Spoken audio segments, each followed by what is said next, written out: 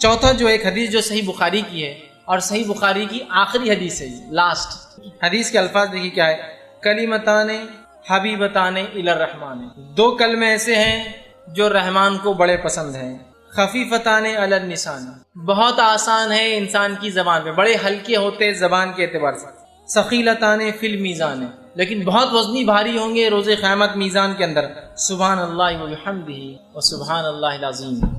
دو کلمے ایسے ہیں جو رحمان کو بڑے پسند ہے، ہونٹوں پر بڑے ہلکے ہیں، میزان میں بڑے بھاری ہے، سبحان اللہ وبحمدہ و سبحان اللہ العظیم۔ دو ہی کلمے، کس کو یاد نہیں؟ سب کو یاد ہے، بس اٹھتے بیٹھتے سوتے جاگتے جب یاد آئے سبحان اللہ وبحمدہ و سبحان اللہ العظیم پڑھ دیجیے، ہو گیا۔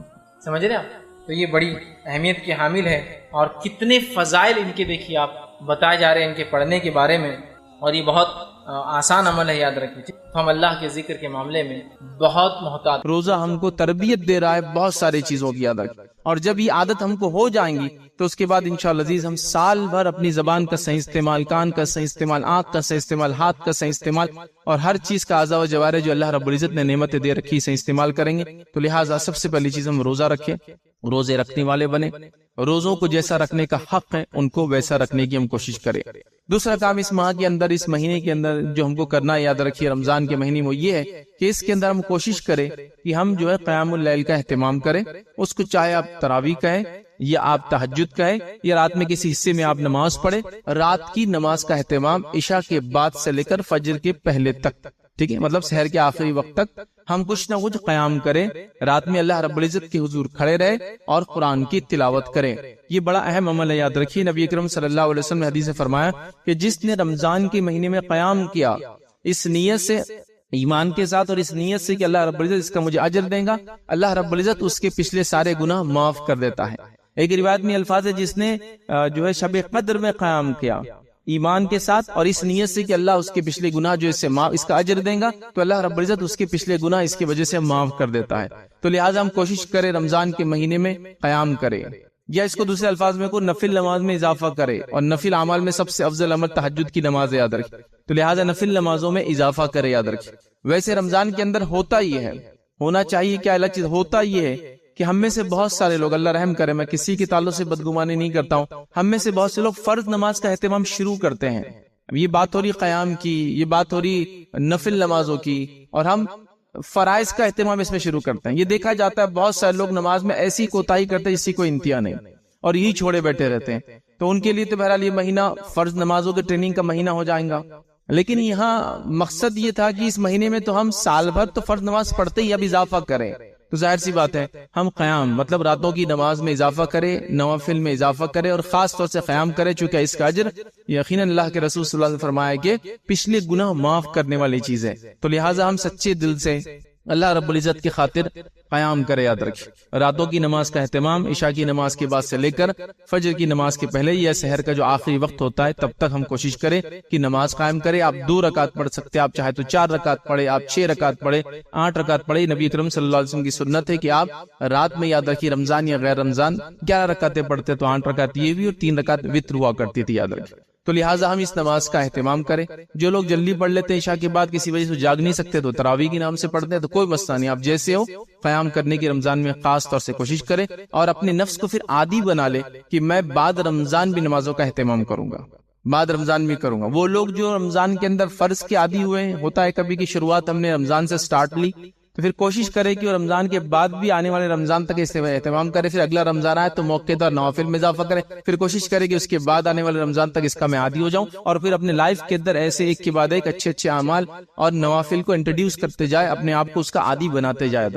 تو دوسرا اہم کام جو اس مہینے میں ہم کو کرنا ہے، یاد رکھیے، وہ کام ہے، یاد رکھیے، قیام کا اہتمام کرنا، اور الحمدللہ تقریباً ہر مسجد میں اس کا اہتمام ہوتا ہے، اور آج کل الحمدللہ بہت ساری مساجد میں جو خواتین کی بھی جو رات کی نماز کا، تراویح وغیرہ کا اہتمام ہوتا ہے، تو کوشش کریں ہم جو اس نماز کو پڑھیں، اور اللہ سے اس امید کے ساتھ کہ اللہ رب العزت اس کا بہترین بدلہ ہمیں دیں گا، اللہ رب العزت انشاءاللہ اس کے ذریعے ہمارے پچھلے گناہ معاف کریں گا۔ لیکن یہاں ایک بات اور واضح کر دوں کہ اللہ رب العزت جب تک نوافل کا ہم کو اجر یا ثواب نہیں ملتا، تب تک کہ فرض کا اہتمام ہم نہ کریں۔ حدیث کے اندر الفاظ ہے کہ اللہ رب العزت کو جو عبادت سب سے زیادہ پسند ہے وہ ہے جو اس نے ہم پر فرض قرار دیا ہے۔ پھر اس کے بعد بندہ جب نفل پڑھتا ہے تو اللہ تعالیٰ اس کا ہاتھ بن جاتا ہے جس سے وہ کام کرتا ہے، جس سے اس کی آنکھ بن جاتی ہے جس سے وہ دیکھتا ہے۔ معنی یہ کہ ہر کام اللہ کے لیے کرتا ہے، دیکھتا بھی تو وہی چیز دیکھتا ہے جو حلال ہے، اور کام وہی کرتا ہے جو چیز حلال ہے، جو چیز صحیح ہے۔ تو لہٰذا پہلے فرض، اس کے بعد یہ تمام چیزیں۔ اور علماء کے کئی فتاوے موجود ہیں، وہ یہ ہے کہ جو انسان توحید پر نہ ہو اور نماز قائم کرنے نہ ہو تو اس کے دیگر اعمال اللہ رب العزت قبول نہیں کرتا، یاد رکھیں۔ تو توحید اور نماز کے بعد ہی پھر روزہ، زکوٰۃ، حج اور دیگر اعمال قبول ہوتے، یاد رکھیں۔ تو لہٰذا ہم کوشش کریں کہ ہم جو ہے نفل کا اس مہینے میں خاص طور سے اہتمام اور قیام اللیل کا اہتمام کریں۔ آئیے اسی کے ساتھ ساتھ اس مہینے کے اندر جس چیز کا ہم خاص اہتمام کریں گے وہ ہے قرآن کی تلاوت، اس لیے کہ اللہ رب العزت نے قرآن میں فرمایا شہر رمضان الذی انزل فیہ القرآن، رمضان وہ مہینہ تھا جس میں قرآن نازل ہوا۔ تو اس مہینے کا تعلق قرآن سے بڑا گہرا ہے، اسی لیے علماء کہتے ہیں کہ شہر رمضان شہر القرآن، رمضان کا مہینہ حقیقت میں قرآن کا مہینہ ہے۔ تو ہم کیا کریں، اس مہینے میں تلاوت کریں۔ نبی اکرم صلی اللہ علیہ وسلم کا یہ معمول تھا کہ آپ پر رمضان آنے تک جتنا قرآن نازل ہوتا آپ جبرائیل علیہ السلام کو پڑھ کر سنایا کرتے۔ اس سے کچھ علماء نے لکھا کہ رمضان میں یہ قرآن ختم کرنا یہ سنت ہے، یاد رکھیں، ٹھیک ہے۔ آپ صلی اللہ علیہ وسلم پڑھ کر سنایا کرتے تھے، اور آخر بار جو آپ صلی اللہ علیہ وسلم نے جبرائیل علیہ السلام آئے، آخر رمضان آپ کو ملا، آپ نے 2 مرتبہ یہ کام کیا، 2 times اس کو ریپیٹ کیا۔ تو اس سے پتا چلا کہ رمضان کے اندر قرآن کی تلاوت بڑی اہم ہے، یاد رکھیں، چونکہ اس کا تعلق اس مہینے سے بڑا گہرا ہے، چونکہ اسی مہینے میں یہ کتاب اتری، یاد رکھیں۔ اور یہ کتاب بہت جلیل القدر کتاب ہے، یاد رکھیں۔ یہ تمام کتابیں جو اس سے پہلے آئی ان کی سردار ہے، یاد رکھیں۔ اور اتنی جلیل القدر اور اتنی جس کو کہیں گے بابرکت کتاب ہے کہ جس مہینے نازل ہوگی وہ مہینہ روزے کا اور برکت کا اور مغفرت کا مہینہ بن گیا۔ جس رات نازل ہوگی تو وہ رات 1000 مہینوں سے افضل بن گئی، یاد رکھیں۔ جس قوم پر نازل ہوگی آخر آنے کے بعد بھی یہ قوم سب سے اول جنت میں جانے والی بن گئی۔ تو یہ کتاب کا بڑا گہرا تعلق، اور یہ کتاب بڑی عظمت اور بلندی اور جس کو کہیں گے جو ہے عظمت والی اور بزرگی والی، یاد رکھی، کتاب ہے۔ تو لہٰذا ہم اس کتاب کی تلاوت کرنے والے بنے۔ تلاوت سے یہاں میری مراد یہ بھی ہے کہ تلاوت ہم اس کو قرأت کرے، اور ساتھ میں چونکہ ہماری زبان عربی نہیں ہے تو اس کو سمجھنے کی کوشش کرے، جو زبان آپ کو بہتر لگتی ہو آپ اس کو سمجھنے کی کوشش کرے، اس لیے کہ بڑی اہم چیز ہے۔ یقیناً قرآن کی تلاوت کا بھی ثواب ہے، لیکن اس کی تلاوت کا مقصد تو یہ ہونا چاہیے کہ اس کو سمجھے ہم کہ وہ کیا کہنا چاہتی ہے مجھ سے۔ کہیں ایسا نہ ہو کہ میں ایک چیز پڑھتا ہوں اور اسی کے خلاف کام کرتا ہوں، اس کتاب کو ہاتھ میں رکھتے ہوئے کبھی کبھار تلاوت بھی چالو ہے، کتاب بھی ہاتھ میں، اور دوسرا اس کے اپوزٹ کام کر رہا ہوں، تو کہیں ایسا نہ ہو کہ یہ کتاب ہمارے خلاف گواہی دینے والی نہ بن جائے۔ تو لہٰذا اس کا خاص اہتمام ہو کہ رمضان کے اس مہینے میں قرآن کی تلاوت کرنے والے ہم بن جائیں، اور ایسی عادت ڈال لیں کہ پھر سال بھر یہ عادت چلتی رہے۔ ابھی آج کل قرآن کے جو نئے نسخے آتے ہیں اس نسخے میں انہوں نے کیا کیا کہ اس نسخے کو انہوں نے یہ کیا کہ 20 صفحات میں ایک پارے کو ختم کر دیتے، مطلب ہر معاف کرنا 20 صفحات میں ایک پارا ختم ہوتا ہے، تو انہوں نے اس طرح سے اس کو ایڈجسٹ کیا ہے۔ تو یہ بہت اچھا طریقہ یاد رکھیے کہ 20 صفحے آپ نے پڑھ لیے، مطلب ایک پارا آپ کا ہو جاتا ہے۔ جو نئے پرنٹس آتے ہیں اس میں انہوں نے یہ کیا۔ تو آپ دیکھیں، آپ عادت ڈال لیں کہ اب 20 صفحات پڑھنا ہے، 10 صفحات پڑھنا ہے، جو بھی ہے رمضان میں، اور بعد رمضان بھی اس کو کنٹینیو کرتے رہے کہ اتنے پیجز کی میں عادت ڈال دوں گا تو اتنے دن میں قرآن ختم ہو جاتا ہے، ٹھیک ہے۔ مطلب ایک صفحہ میں ایسا لے رہا ہوں، دونوں طرف ملا تو 600 ہو جاتے ہیں، تو اس طرح سے انہوں نے کیا 40 ہو جاتے ہیں ویسے پیجز 1 2، تو ایسا کریں گے تو ایک پارا ختم ہو جاتا ہے۔ تو لہٰذا آپ قرآن لے لیں، بہت آسانی سے آپ اس کو ڈیلی روٹین بنا سکتے ہیں کہ اتنے پیجز پڑھ لوں گا تو اتنے دن میں ایک پارا آسانی سے ختم ہو جائیں گا، ٹھیک ہے۔ تو لہٰذا اس کا اہتمام کریں، رمضان میں کوشش کریں کہ قرآن ختم ہو، چاہے آپ اس کو نماز کی شکل میں کریں، چاہے آپ اس کو تلاوت کی شکل میں کریں، کوشش کریں کہ قرآن کو ہم ختم کریں، اور عادت ڈالے اپنی نفس کو کہ بعد رمضان اس پہ کنٹینیو ہم پڑھتے رہیں، اور پھر اس کی بھی عادت ڈالے کہ پھر سمجھنے کا کوئی تھوڑا بہت معمول سسٹم ہم شروع کریں کہ اس کو ہم ریڈ بھی کریں کہ وہ کیا چاہتا ہے، جو ترجمہ آپ کو بہتر لگتا ہو، جو ترجمہ آپ جس زبان میں جانتے ہو جو اویلیبل ہو اس کو آپ پڑھنا شروع کر دیں، تاکہ اللہ کی کتاب ہمیں کیا کہتی ہے اس سے ہمارا ایک گہرا تعلق اور رشتہ بن جائے۔ ورنہ یاد رکھیے یہ وہ کتاب ہے جو ہمارے خلاف روز قیامت گواہی دینے والی کہ اس امت نے جو ہے، اور نبی اکرم صلی اللہ علیہ وسلم بھی اس کی گواہی دینے والے کہ اس امت نے اس قرآن کو پیچھے ڈال دیا، چھوڑ دیا اس کو، تو لہٰذا ہم اس کو تھامنے والے بن جائیں، اور جب ہم اس کو تھام لیں گے یاد رکھیں تو پھر ہم کو دنیا میں کسی کو منانے کی ضرورت نہیں ہوگی۔ یہ کتاب اتنی بابرکت ہے کہ اس کے پڑھنے اور اس پہ عمل کرنے کے نتیجے میں لوگ آپ کی بات یوں ہی ماننے لگیں گے، یاد رکھیں، یہ بات سمجھنا بے حد ضروری ہے۔ کسی نے مجھ سے ایک بار سوال کیا تھا کہ ہم کیسے یہ چیز کو بتائے اقوام عالم کو اور تمام لوگوں کو کہ ہم ایک زندہ قوم ہیں، تو میں نے ان سے جواب دیا تھا کہ ہم جس تعداد میں عموماً جتنی آبادی ہماری ہوتی ہے، تو اگر عید کی نماز لے لیں تو عید کی نماز میں ایک بڑی آبادی مسلمانوں کی نماز پڑھتی ہے، لیکن وہ بھی 100% نہیں ہوتی کسی بھی حال میں، یاد رکھیں کسی بھی حال میں۔ ایک وارڈ کو آپ کاؤنٹ کر لیں تو 4-4 ہزار کی ووٹنگ ہوتی ہے اس کے اندر، ووٹ ہوتا ہے، لیکن بچے اس میں نہیں ہوتے ہیں، باہر سے آئے ہوئے لوگ نہیں ہوتے ہیں نا، 18 سال سے نیچے کے لوگ نہیں ہوتے ہیں، تو ایٹ لیسٹ اس کی آبادی 7 سے 8 ہزار ہوتی ہے، اور مسجد ایک محلے میں 1 سے 2 ہے، کیپیسٹی 3 سے 400 کی ہے، تو گویا ایک محلے میں تو 20 مسجد ہوں گی تو پورنے والی نہیں 400 کی، کیونکہ آبادی آپ کی 8 ہزار ہے۔ چلیے اس میں سے عورتوں کو نماز مسجد میں نہیں پڑھ رہی آگے، تو 4 ہزار تو آنا چاہیے مساجد کے اندر، تو وہ بھی نہیں آتی ہے، تو عیدین میں بھی لوگ پورے نماز نہیں پڑھتے ہیں یاد رکھیں۔ تو میں نے کہا کہ جب عیدین میں جیسی نماز ہوتی ہے نا، ویسی نماز فجر کی ہونے لگیں گی، مطلب ساری امت نماز پڑھنے لگ جائیں گی، پھر ہم کو لوگوں کو گواہی یا اس کا ثبوت نہیں دینا پڑیں گے کہ قوم جاگ رہی ہے، قوم کو اپنی باتیں لوگوں کے سامنے کھڑے رہ کے منانا نہیں پڑیں گی، اپنی زندگی اور موت کے تعلق سے لوگوں سے احتجاج کر کے اپنے حق لینا نہیں پڑیں گے، ان کو وہ حق دیے جائیں گے۔ اور یہ ہوا 2%، 4%، 6% اور 10% کی مسلم آبادیوں نے بڑے بڑے ممالک پر 100 سالوں تک حکومت، یہ ان کی طاقت کا نتیجہ نہیں تھا کبھی بھی، یہ قرآن سے اور دین سے لگاؤ کا اثر اور نتیجہ تھا، یہ اس کا امپیکٹ تھا یاد رکھیے۔ ورنہ آپ ایسا گنیں گے ادھر 2 لوگ کھڑے اور ادھر 98 لوگ کھڑے، تو رسی کھینچیں گے تو کون جیتیں گے؟ کوئی بھی کہیں گا 98 لوگ، لیکن وہ جو برکت تھی، وہ جو مقام اللہ نے دیا تھا، وہ جو دبدبہ دیا تھا، وہ عزت جیتی، جو شرف دیا تھا، وہ اپنی کتاب کے نتیجے میں تھا، اس دین کے نتیجے میں تھا۔ تو بہرحال ہم قرآن کو پڑھنے والے بن جائیں۔ چوتھا کام جو اس مہینے کے اندر ہم کریں گے یاد رکھیے، اور اس میں اضافہ کریں گے، اگر کرتے ہیں تو اس تمام کام کرتے ہیں تو اور اضافہ کیجیے، اذکار کا اہتمام، اذکار یا وظائف، کوشش کریں سب سے پہلے کہ جو وظائف اور اذکار کرتے ثابت شدہ ہو، ثابت شدہ ہے تو پھر کثرت سے کرنے کی کوشش کریں۔ چھوٹے چھوٹے اذکار وغیرہ تو آپ جانتے ہیں، نماز کے بعد کی دعائیں اور اذکار، بہت سارے مساجد میں چارٹ وغیرہ ہوتے ہیں، آپ کو یاد بھی ہوں گے، سونے سے پہلے اذکار کرتے ہیں، سونے اٹھنے کے بعد بہت ساری چیزیں یاد رکھیں، تو کوشش کریں کہ رمضان کے مہینے میں اس کی عادت ڈال لیں۔ اور یہ اذکار جب ہم ذکر کرتے اللہ کا کیا فائدہ دیتے ہیں، آپ صرف اس پر غور کیجئے کہ ہم لوگ رمضان میں ایسا کیا کرتے ہیں جس کے نتیجے میں ایمان بلند نظر آتا ہے روزے کے علاوہ، وہ ہے تلاوت کا زیادہ سننا، زبان کو اللہ کے ذکر میں تر رکھنا، اس کے نتیجے میں ایمان خود بخود بلند ہو جاتا ہے ہمارا۔ دیکھیں آپ بولتے نا رمضان میں ایمان چارج ہوگا، کیسے چارج ہوا؟ کیا چیز زیادہ کی اپنے عام دنوں سے بتائیے؟ آپ نے قرآن کو زیادہ سنا، اللہ کا سب سے افضل ذکر، اس کے علاوہ آپ اپنے آپ کو ذکر میں مشغول رکھتے ہیں، نتیجتاً ایمان چارج ہو جاتا ہے، انسان کی جس کو کہتے ہیں وہ بلند ہو جاتا ہے۔ تو یہی چیز یاد رکھیں، اذکار کا اہتمام کریں، اور اتنا کریں اس مہینے میں کہ اپنے آپ کو عادی بنا لیں، یوز ٹو ہو جائے کہ غیر رمضان بھی وہ اذکار ہمارے جس کو کہیں گے ایک روٹین ہو جائے، معمول ہو جائے زندگی کا، کہ ہم ذکر کرنے والے، بار بار اس چیز کو دہرانے والے، چھوٹے سے لے کر بڑے تک تمام اذکار کو کرنے والے بن جائے، جن کو دعائیں بھی آپ عام زبان میں کہہ سکتے ہیں۔ تو بہرحال یہ بڑی اہم چیز ہے۔ قرآن کی تلاوت تو بہرحال میں نے الگ سے لے لی، اس لیے سب سے افضل ذکر وہی ہے، لیکن اس کے بارے میں نہیں کر رہا ہوں، لیکن دیگر اس کے علاوہ جتنے وظائف اور اذکار ہے جو ثابت شدہ ہے، میں گزارش کروں گا اس کا ہم جو رمضان میں اہتمام کرتے ہیں، نہیں کرتے تو کرے، اور اس کو کنٹینیوسلی بعد رمضان لے کر چلنے کی ایک اپنا روٹین یا اپنا معمول بنا لے کہ ہم اس کو ہمیشہ انشاءاللہ عزیز جو ہے کرتے رہیں گے۔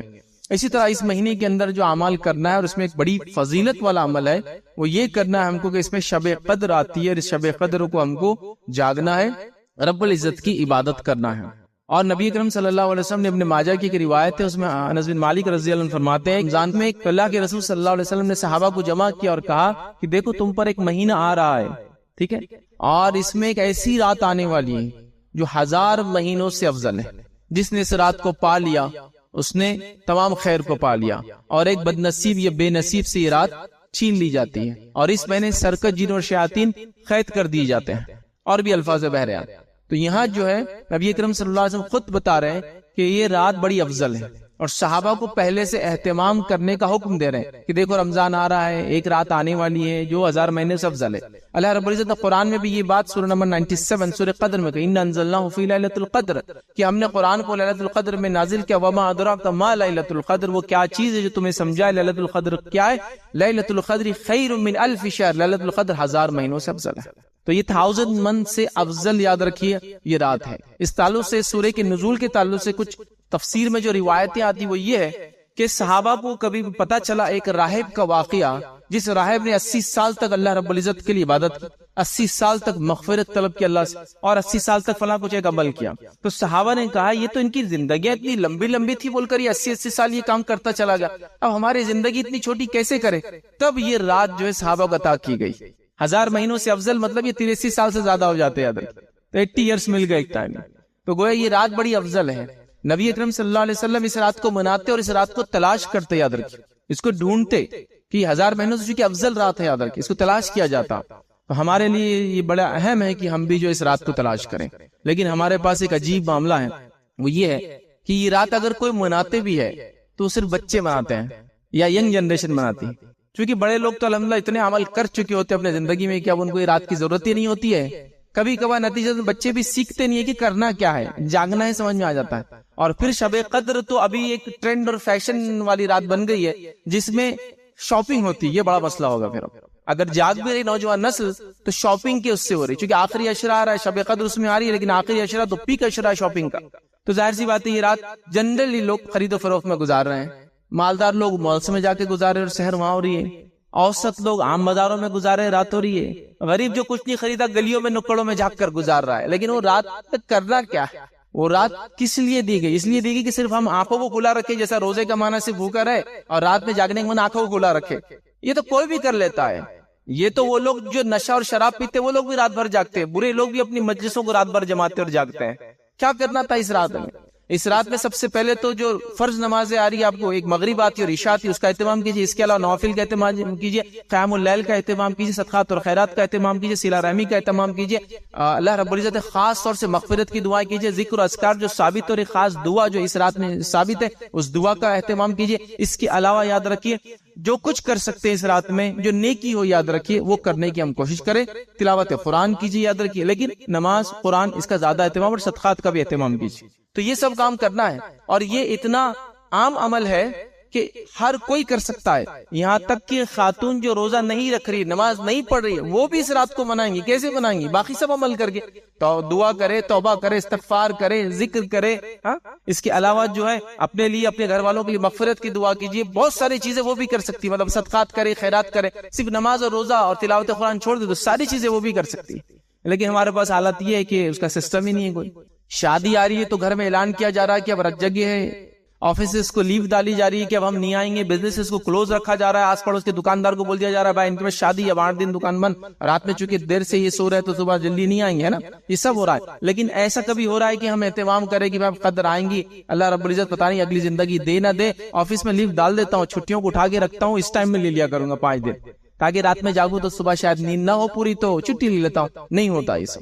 یہ چھٹیاں اٹھا کے رکھی جا رہی شادی بیاہ کے لیے، چھٹیاں اٹھا کے رکھی جا رہی بچوں کے ایگزامینیشن کے لیے، چھٹیاں اٹھا کے رکھی جا رہی گھومنے کے لیے، یہ سب کر رہے ہیں. لیکن شب قدر کے لیے نہیں اہتمام ہو رہا. یہ آ رہی رات اور ایسی زندگی میں چلے جائے. ایک انسان کو اگر زندگی میں 10 بار یہ رات مل جائے تو اندازہ لگائی 800 ایئرز سے زیادہ اس کو ثواب کمانے کا موقع دے رہی ہے رات. لیکن ہم لوگ نہیں کر رہے یاد رکھیں اس کا اہتمام. تو جو کوئی منا رہا ہے وہ شاپنگ کی شکل میں منا رہا ہے. میں کسی کے تعلق سے بھی برا گمان نہیں رکھتا ہوں، لیکن جو دیکھ رہا ہوں وہ بیان کر رہا ہوں. دوسرا اگر کوئی منا بھی رہا ہے تو بہت چوزی ہے. وہ چوزی اس سینس میں کہ اس نے ایک رات کو پرٹیکولرلی پکڑ لیا اور کہا یہی شب قدر ہے. مطلب اس کو پتا چل گیا کہ شب قدر ہے. اور وہ رات کون سی ہے؟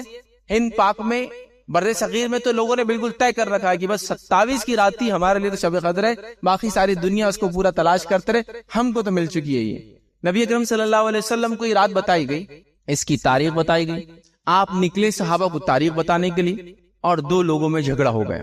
جب وہ جھگڑے کو نپٹایا گیا اس کے بعد اللہ کے رسول نے فرمایا مجھے شب قدر کی تاریخ بتا دی گئی تھی، لیکن یہ جو جھگڑا ہو گیا اس میں بھلا دی گئی. اس سے پتہ چلتا ہے جھگڑا کرنا بہت خطرناک چیز ہے. اس سے لاتعداد سائیکولوجیکل، فزیکل اور ریلیجیس لاسز ہوتے ہیں. یاد رکھیے معلوم، جھگڑا، فتنہ، فساد، لڑائی بھلا دی گئی. آپ نے کہا مجھ سے بھلا دی. اسے پورے سال میں تلاش کرو. پھر فرمایا پورے رمضان میں تلاش کرو.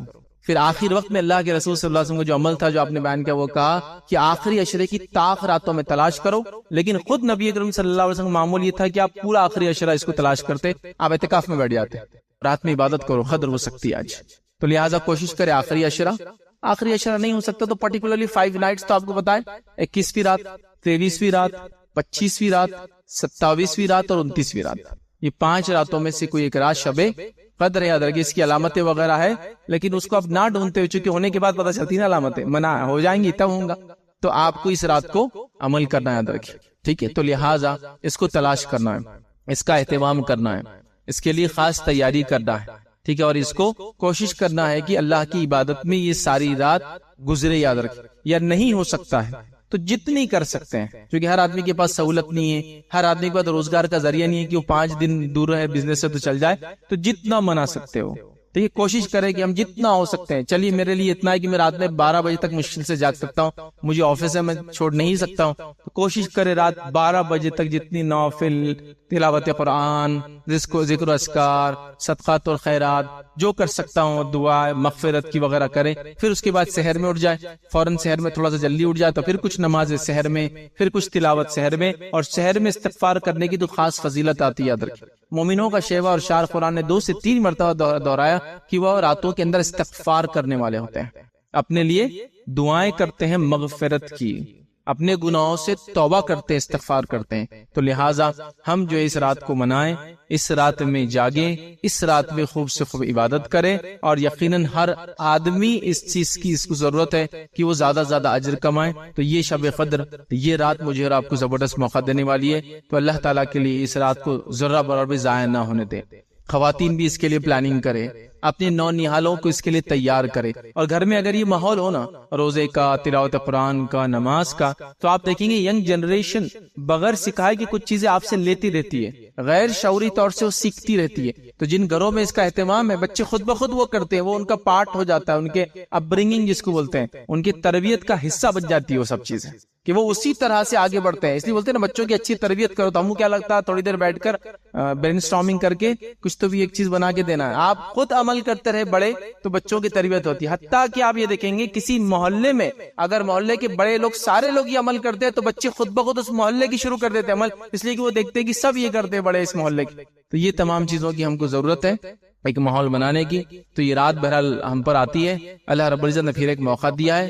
اللہ اگر زندگی دے اس رمضان میں تو ضرور اس رات کو پانے کی کوشش کرے، اور اس کو 5 راتیں یاد رکھی، اس میں اس کو تلاش کرنے کی کوشش کرے. اور وہ تمام اعمال جو نبی اکرم صلی اللہ علیہ وسلم نے بتائے، یا وہ تمام اعمال صالحہ، نیک اعمال جو آپ کر سکتے. کبھی ہوتا ہے انسان بیمار ہے وغیرہ ہے، لیٹا رہتا ہے، بڑے مشکل ہے، تو بہرحال جتنے اعمال ہو سکتا ہے نیکی کرنے کی اس رات میں جو خاص طور سے اہتمام اور جو کوشش کرے. اسی طرح یاد رکھیے اس ماہ میں جو کام کرنا، یاد رکھیے ان کاموں میں سے ایک کام ہے صدقات اور خیرات کا خاص اہتمام کرے.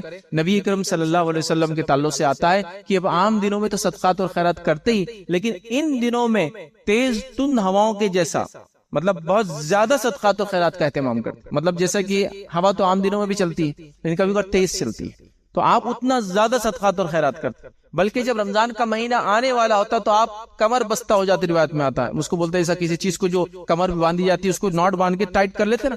آپ کو بولا جائے آپ لنگی اگر باندھے ہوئے چلی فلاں چل رہا ہے تو آپ اس کے اوپر باندھ لیتے، اچھا کر لیتے. تو آپ صلی اللہ علیہ وسلم ریڈی ہو جاتے اس منتھ کے لیے، اس کا معنی ہے تیار ہو جاتے اس مہینے کے لیے، اس میں زیادہ زیادہ عمل کرنا. اور صدقات اور خیرات میں آپ اور اضافہ کرتے، بڑھوتری کرتے. تو لہٰذا گزارش کروں گا صدقات میں اضافہ کریں. زکوٰۃ وغیرہ کا معاملہ انشاءاللہ اگلا لیں گے. اور صدقات میں سب سے پہلے مستحق وہ لوگ ہیں جو آپ کے رشتہ دار قریبی، اور وہ بیچارے مستحق ہے، مسکین ہے، غریب ہے، معذور ہے، یتیم ہے، یسیر ہے، اور کئی مسائل ہو سکتے ہیں، نوکریاں نہیں ہیں اور فلاں مسائل ہوگا، یہ ہو گیا، وہ کئی چیزیں ہو سکتی ہیں انسان کے ساتھ. وہ سب سے پہلے مستحق، ان کو آپ دیں. اگر وہ آپ کے پڑوسی رشتہ دار ہے ان کو دے، اور ڈبل اجر آپ کو. رشتہ دار ہے تو اجر زیادہ، پڑوسی رشتہ دار ہے اور اجر زیادہ، ٹھیک ہے. لہٰذا دے، سب سے پہلے حقدار یہ. پھر اس کے بعد اور لوگوں کو تلاش کرے، اور اس کے بعد تو صدقات اور خیرات کا خاص اہتمام کرے. صرف گزارش یہ کروں گا کہ صدقات جہاں بھی دے، جیسے بھی دے، ویریفائی ضرور کرے. رشتہ داروں میں تو آپ ظاہر سی بات ہے آپ جانتے ہیں ان لوگ، لیکن جب اس لیے کہ کبھی کبھار یہ ہوتا ہے کہ جو غیر مستحق ہے انہوں نے اتنا زبردست طریقہ اختیار کر لیا آپ سے مانگنے کا کہ وہ مستحق اور خاص طور سے وہ مسکین، وہ بیچارہ ملتا ہی نہیں کہیں بھی ہم کو. چونکہ مسکین آپ کو بولنے والا نہیں کہ مجھے چاہیے، لیکن اس کے حالات سے آپ کو اندازہ ہوتا ہے. اس کو ایک کھجور، 2 کھجور یا روپیہ 2 روپیہ اس کا مسئلہ حل بھی نہیں ہوتا، لیکن وہ بول بھی نہیں سکتا. ایک غیرت مند عزت دار انسان کمانے کی کوشش کرتا ہے، حلال کماتا ہے، 5-10 ہزار روپے کما لیتا ہے، ایک عزت کی زندگی گزارا، لیکن اس کے بچوں کو پڑھائی کرنا، پیسہ نہیں، بول بھی نہیں سکتا، خاموش رہتا ہے. تو اس کو تو ڈھونڈنا ہے، مسکین کو ڈھونڈنا پڑتا ہے. تو ہم لوگ کیا کرتے ہیں، وہ جو آگے دکھاتا ہے اپنے آپ کو، دکھاتا ہے مطلب آگے دکھا رہا ہے میں لنگڑا ہوں، ٹنڈا ہوں، لولا ہوں، فلاں. میں نہیں کہہ رہا ہوں مستحق نہیں ہو سکتا ہے، لیکن وہ لوگ ہم امپریس ہو جا رہے ہیں. اور وہ تو مانگنے والا ہوا، غریب ہوا، لیکن وہ مسکین تو مل ہی نہیں رہا. اس کو تو بڑا مشکل سے ہم کو ڈھونڈنا پڑ رہا. ہم ڈھونڈ بھی نہیں رہے اس کو. وہ آپ کے پڑوس میں ہو سکتا ہے، آپ کا دوست ہو سکتا ہے، آپ کا رشتہ بولتا نہیں ہے، اسے کپڑوں سے اندازہ لگا لیجیے، اس کے کھانے سے اندازہ لگا لیجیے، اس کی گاڑی سے اندازہ لگا لیجیے کہ ضرورت مند ہے لیکن بولتا نہیں ہے، ڈیزرونگ کینڈیڈیٹ لیکن بولتا نہیں کہ مجھے دیجیے، چونکہ اس کو اس میں حیا آتی ہے، شرم آتی ہے۔ تو مسکین اور غریب کا یہ فرق ہے کہ غریب یا سائل پوچھے گا، مانگے گا، یہ مسکین مانگتا نہیں ہے۔ تو مسکینوں کو بھی تلاش کیجیے، بہت ہوں گے آپ کے اطراف میں، لیکن ہم دیکھتے نہیں۔ آپ کے دوستوں بھی ہوں گے بہت سارے، ان کے کپڑوں سے اندازہ لگائے کہ اس کو ضرورت ہے لیکن بول رہا نہیں، آپ فلاں کی ضرورت ہے، استعمال کی چیزوں کی ضرورت ہے، فلاں ہے، لیکن جیسے زندگی گزار رہا ہے۔ تو بہرحال بڑی اہم چیز ہے، تو ہم لوگ دیتے ہیں صدقہ، اچھی بات ہے، دینا چاہیے۔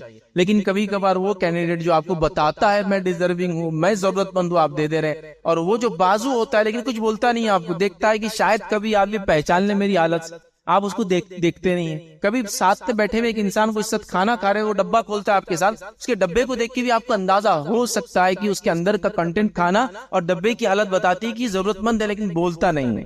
ٹھیک ہے، کماتا ہے لیکن ڈیپینڈنٹ بہت ہے، گھر میں کماتا ہے 20,000 لیکن گھر میں 50 لوگ اس پہ ڈیپینڈنٹ ہے، بیچارے پر پورا خرچ کر دیتا ہے، جو کچھ ہے روکی سوکی کھا رہا ہے۔ آپ دیکھ رہے ہیں کہ یہ مستحق ہے، آپ دیکھ رہے ہیں اس کی ضرورت ہے، اس کے گھر والوں کی ضرورت ہے، لیکن آپ اس کو نہیں ریکمنڈیشن دے رہے یا اس کی طرف آگے نہیں بڑھ رہے، اس لیے کہ وہ مانگ نہیں رہا آپ سے۔ تو یہ مزاج کو بھی چھوڑیے کہ کوئی مانگے تو آپ ڈھونڈیے، تلاش کیجیے اچھے لوگوں کو، کینڈیڈیٹس کو، جو جس کو ہم کہیں گے ایسے لوگوں کو تلاش کرنا ہی بہت بڑی چیز ہے آج کے زمانے میں، چونکہ مانگنے والوں نے بہت برا حال کر رکھا ہے سماج کا۔ تو لہٰذا رمضان ہے، صدقات اور خیرات کیجیے اور لوگوں کو جو ہے ابھاریے اس چیز کی طرف۔ نبی اکرم صلی اللہ علیہ وسلم کے پاس جو کچھ ہوتا آپ ایسے صدقہ کرتے ہیں، اس مہینے میں تو بہت زیادہ بڑھ چڑھ کے کرتے ہیں، تو لہٰذا ہم کوشش کریں کہ صدقات اور خیرات بڑھ چڑھ کے اس مہینے میں کریں۔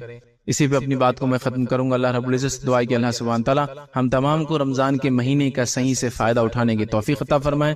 اللہ رب العزت اس مہینے کو ہمارے لیے مغفرت کا مہینہ بنا دے۔ اللہ رب العزت جو ٹریننگ اور جو عبادتیں اور جو مشقتیں اور جو اپنے نفس کو ہم عادت ڈال رہے اس مہینے میں، ان عادتوں کو، ان اچھی چیزوں اور خصلتوں کو بعد رمضان بھی ہمیں جو باقی رکھے۔ اللہ رب العزت رمضان کا ہمیں صحیح سے فائدہ اٹھانے کی توفیق عطا فرمائے۔ جب تک ہمیں زندہ رکھے، اسلام اور ایمان پر زندہ رکھے، خاتمہ ایمان پر ہو۔ آخر دعوانا الحمدللہ رب العالمین۔